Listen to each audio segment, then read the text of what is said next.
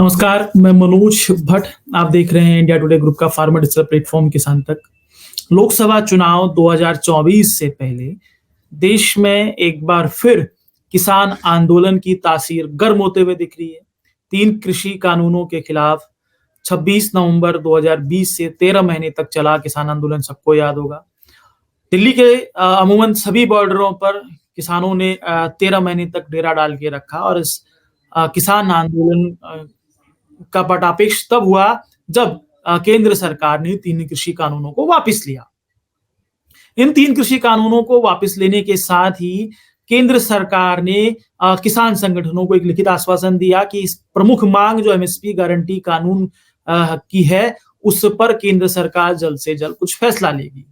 और इसी आश्वासन को आगे बढ़ाते हुए केंद्र सरकार ने एक कमेटी का गठन किया। मैं आऊंगा उस कमेटी के पूरे उस पर, लेकिन अब जब लोकसभा चुनाव से ठीक पहले एक बार फिर से किसान आंदोलन शुरू होने जा रहा है। हम ये देखते हैं कि तकरीबन 1 साल बाद फिर 13 महीने तकरीबन हो गए हैं, तकरीबन फिर से जो स्थितियां बन रही हैं वो ये है कि 20 महीने बीत चुके हैं, लेकिन उस एमएसपी कमेटी का क्या हुआ? उस एमएसपी कमेटी ने जो बनाई गई कमेटी थी जिसमें एमएसपी गारंटी कानून पर जिसने अपनी रिपोर्ट सौंपनी थी, उसकी रिपोर्ट का क्या हुआ? तमाम इन विषयों को समझेंगे। सबसे पहले बात करते हैं किसान आंदोलन की। हमने आंदोलन सबसे 3 कृषि कानूनों को वापस लेने की मांग तो हुई, तो वहीं किसानों की प्रमुख सभी समस्याओं के समाधान के तौर पर एमएसपी गारंटी कानून बनाने के विषय को सबसे आगे रखा गया। केंद्र सरकार ने उन 3 कृषि कानूनों को तो वापस ले लिया, लेकिन एमएसपी गारंटी कानून की बनाने की मांग पर अमल करने का आश्वासन देते हुए कमेटी बनाने की बात की थी। इसी तर्ज पर, इसी आश्वासन पर केंद्र सरकार ने एक 18 जुलाई को एक नोटिफिकेशन जारी किया जिसके तहत एक कमेटी बनाई। इस कमेटी की अगर हम लोग बात करें तो इस कमेटी में की अध्यक्षता संजय अग्रवाल, जो पूर्व कृषि सचिव थे, उनकी अध्यक्षता में ये कमेटी बनाई गई। तो वहीं सदस्य नीति आयोग जो कृषि हैं, रमेश चंद्र को उनका सदस्य बनाया गया। तो वहीं इनके बाकी सदस्यों के तौर पर भारतीय आर्थिक विकास संस्थान के doctor SC Shekhar, IIM Ahmedabad के डॉक्टर सुखपाल सिंह, वहीं राष्ट्रीय स्तर पर पुरस्कार विजेता किसानों के तौर पर भारत भूषण त्यागी को रखा गया। वहीं जब इस कमेटी का नोटिफिकेशन जारी हुआ तो उसमें यह कहा गया कि SKM जो उस वक्त किसान आंदोलन का सबसे बड़ा संगठन था, जिसके बैनर तले किसान संगठन आंदोलन हुआ था, उन किसान संगठनों के 3 सदस्यों का भी नाम इस पे जोड़ा जाएगा नाम आने पर। वहीं अन्य किसान संगठनों के सदस्य के तौर पर गुणवंत पाटिल, कृष्णवीर चौधरी, प्रमोद कुमार चौधरी, गुणी प्रकाश सैयद, पाशा पटेल को इस कमेटी का हिस्सा बनाया गया। तो वहीं सहकारिता से दिलीप संघानी जो चेयरमैन है इफ्को के, उनको हिस्सा बनाया गया। तो वहीं विनोद आनंद, महासचिव CNRI, को भी इस कमेटी का हिस्सा बनाया गया। वहीं CAPC के वरिष्ठ सदस्य नवीन P सिंह को भी इस कमेटी का हिस्सा बनाया गया था।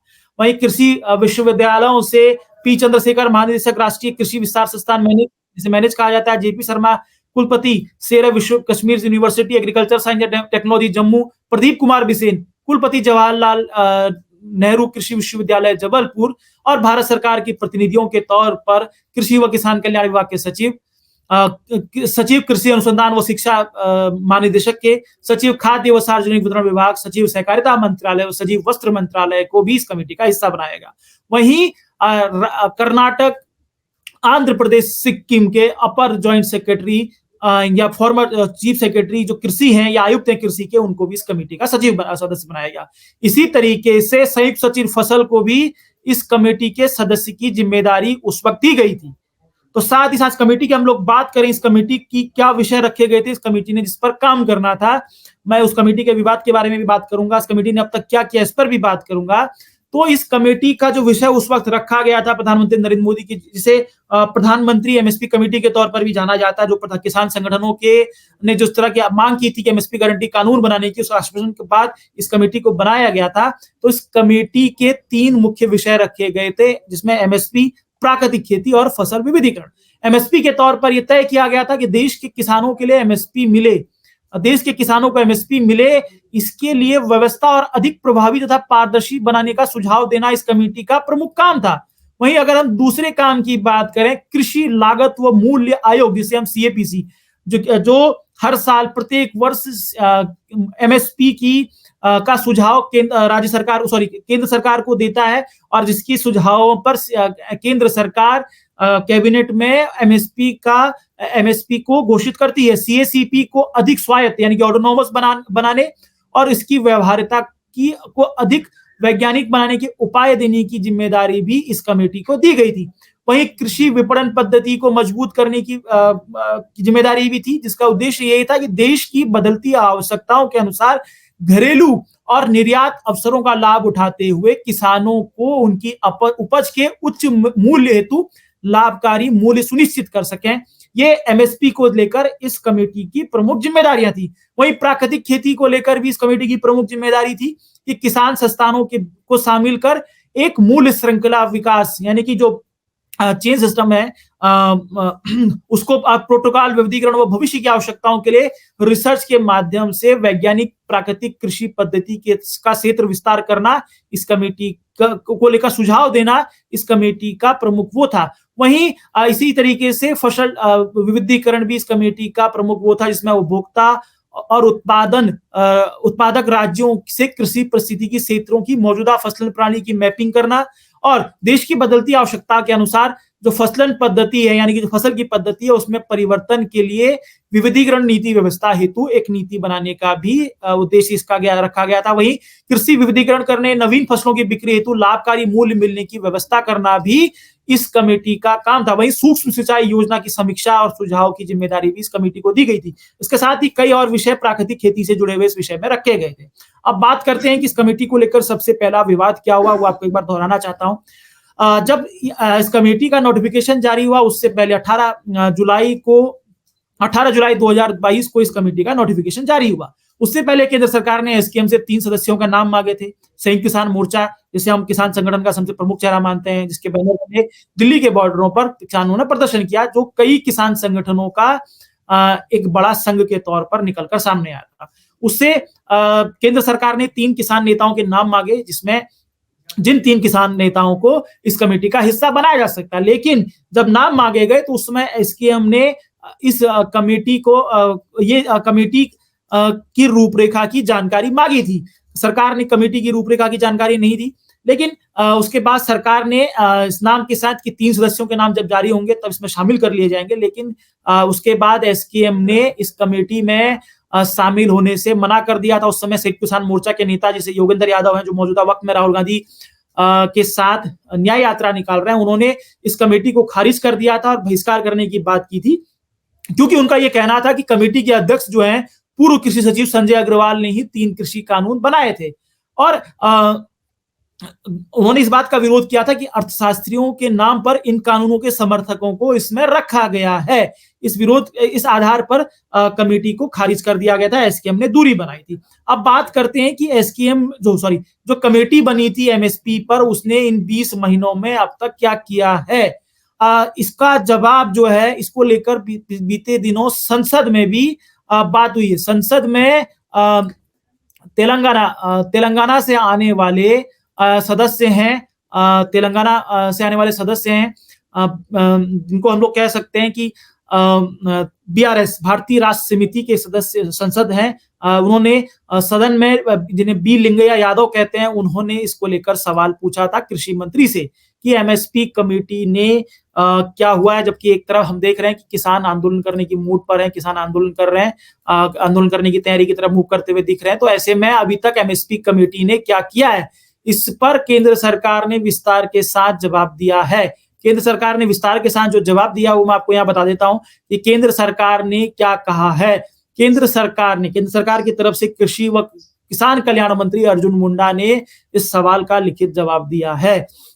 उन्होंने दोहराया है कि केंद्र सरकार 22 फसलों के लिए न्यूनतम समर्थन मूल्य एमएसपी तय करती है।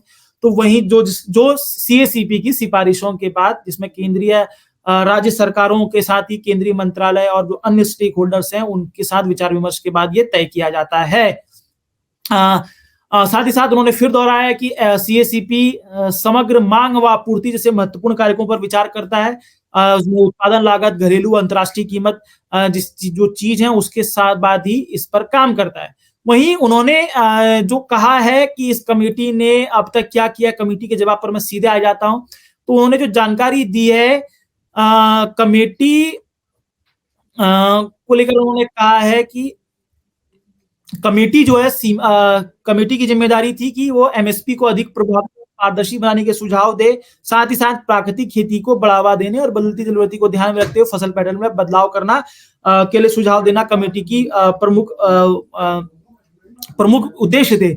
इस पर जो उन्होंने जानकारी दी है कि कमेटी ने अभी तक इस पूरे विषय पर 6 मुख्य बैठकें की हैं और 6 मुख्य बैठकों के साथ ही साथ 31 उप समूहों की बैठकें भी अभी तक एमएसपी कमेटी के अंदर हुई हैं, यानी कि कुल मिलाकर 6 उप मुख्य बैठकों के साथ ही 31 सब कमेटी की बैठक भी हो चुकी है। अभी तक 37 बैठक हो चुकी हैं और 37 बैठक के बाद अभी तक समिति ने रिपोर्ट जो है वो मंत्रालय को या सरकार को नहीं दी है, जबकि हम देख रहे हैं कि किसान आंदोलन की तैयारी कर रहे हैं। वहीं अब जो जानकारी मिली है, मैंने भी इस पे अपने स्तर पर जानकारियां जुटाई हैं कि किसान जो एमएसपी कमेटी बनी है उसने अभी तक क्या-क्या किया है।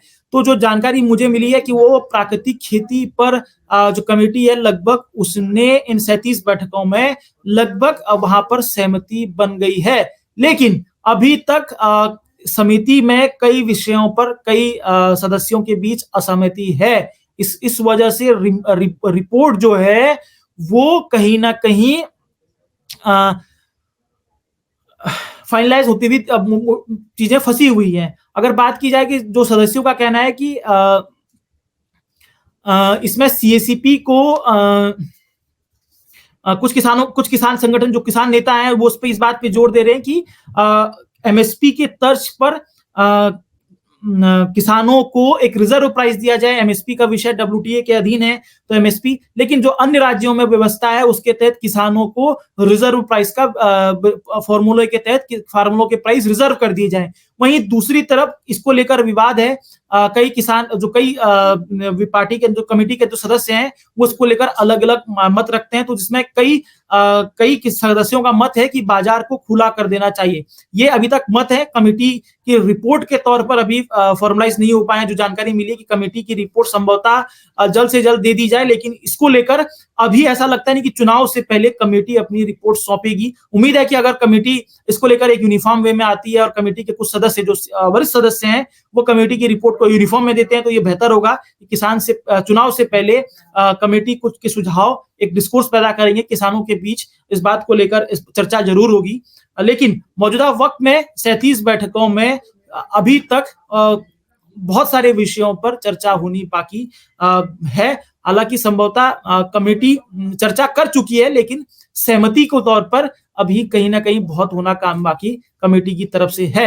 ये हमारी कोशिश थी। आपको हमारी कोशिश कैसी लगती है जरूर बताइएगा। अगर आपको हमारा कार्यक्रम पसंद आता है तो हमें शेयर, सब्सक्राइब, लाइक जरूर कीजिएगा। इसके साथ ही इजाजत दीजिए, आप सबसे फिर मुलाकात होगी। अगर ये वीडियो आपको पसंद आया है तो इसे लाइक जरूर करें। अगर चैनल अभी तक सब्सक्राइब नहीं किया है तो कर लें और नोटिफिकेशन पाने के लिए बेल आइकन भी दबा दें।